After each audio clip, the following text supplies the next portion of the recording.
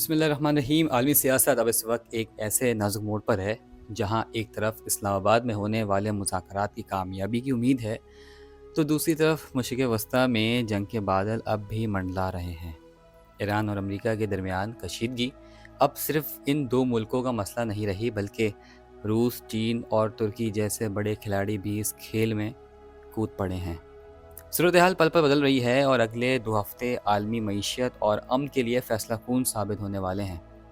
امریکی جریدے کا یہ دعویٰ ہے کہ ایران اور امریکہ 2 ہفتوں کی مزید جنگ بندی پر غور کر رہے ہیں، ایک بڑی سفارتی پیش رفت ہے۔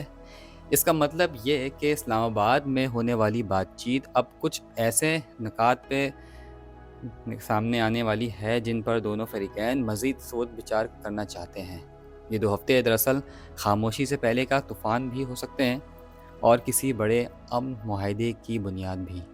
دونوں ملک اس وقت جنگ سے بچنے کے لیے وقت خرید رہے ہیں تاکہ کوئی ایسا راستہ نکل سکے جس سے دونوں کی انا بھی بچ جائے اور مقصد بھی پورا ہو جائے۔ ترک صدر رجب طیب اردوغان نے اس صورتحال میں ایک بڑے بھائی کا کردار ادا کیا ہے۔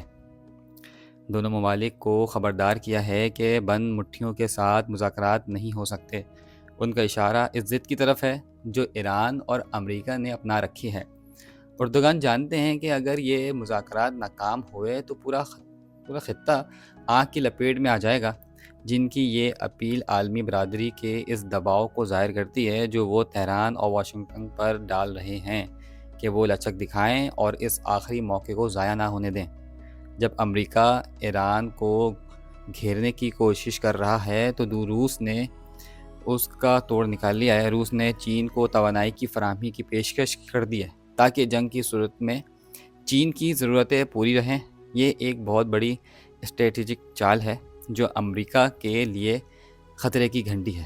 اگر روس اور چین اس طرح ایک دوسرے کے قریب آ جاتے ہیں تو ایران پر امریکی پابندیوں کا اثر تقریباً ختم ہو جائے گا۔ یہ ایسا لگ رہا ہے کہ دنیا اب 2 حصوں میں تقسیم ہو رہی ہے، جہاں ایک طرف امریکہ ہے اور دوسری طرف روس، چین اور ایران کا اتحاد۔ صدر ٹرمپ نے ایک بار پھر واضح کر دیا کہ وہ اپنا ہرمز کو مستقل بنیادوں پر کھولنا چاہتے ہیں۔ ان کا یہ کہنا ہے کہ وہ یہ کام چین اور پوری دنیا کے لیے کر رہے ہیں۔ دراصل ان کی ایک سیاسی چال ہے۔ ٹرمپ یہ ثابت کرنا چاہتے ہیں کہ عالمی تجارت کی شہرت کی حفاظت صرف امریکہ ہی کر سکتا ہے۔ اس کا اصل مقصد ایران کے اس سب سے بڑے ہتھیار کو چھیننا ہے جس کے ذریعے وہ تیل کی سپلائی روکنے کی دھمکی دیتا تھا۔ ٹرمپ کا یہ منصوبہ ایران کے لیے ایک واضح پیغام ہے کہ اب سمندروں پر امریکہ کی حکمرانی اور بھی سخت ہونے والی ہے۔